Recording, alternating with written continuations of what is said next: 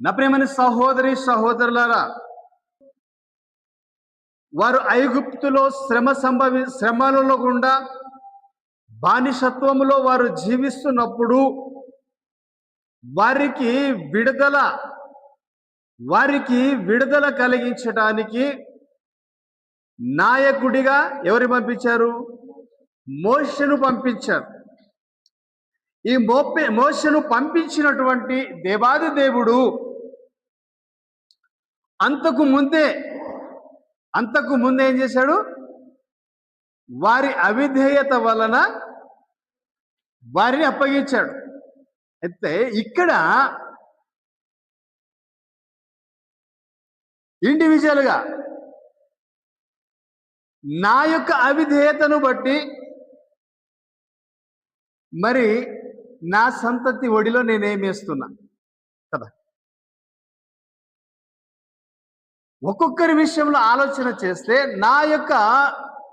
నేను దేవునికి అవిధేయత కలిగి జీవిస్తే నా పిల్లల ఒడిలోకి ఏం రాబోతుంది? శాపము రాబోతుందా నీ ప్రవర్తనను బట్టి? లేకపోతే అబ్రహాము ఏ రీతి ప్రకారంగా దేవునికి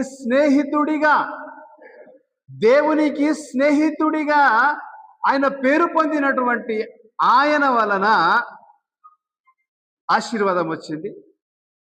చిన్న అవిధేయత వలన 400 సంవత్సరాలు బానిసత్వముగా ఉండవలసినటువంటి పరిస్థితి ఏర్పడింది.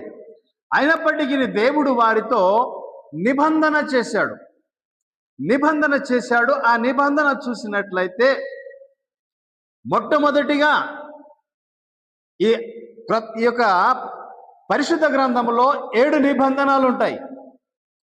ఒకటేమో నోవహుతో చేసిన నిబంధన, అబ్రహాముతో చేసిన నిబంధన, మోషతో చేసిన నిబంధన, దావీదుతో చేసిన నిబంధన, క్రొత్త నిబంధన,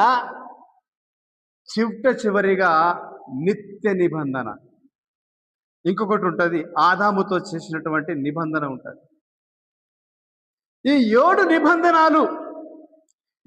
నిబంధనలలో కూడా ఏ నిబంధన కూడా దేవుడు తప్పిపోనివ్వలేదు. వాటన్నిటిని కూడా నెరవేర్చే క్రమములో ఈ 7 నిబంధనలను కూడా ముందుకు తీసుకొచ్చేసారు. కనుక ఇక్కడ చూసినట్లయితే మీరు వెలిగింపబడిన వారు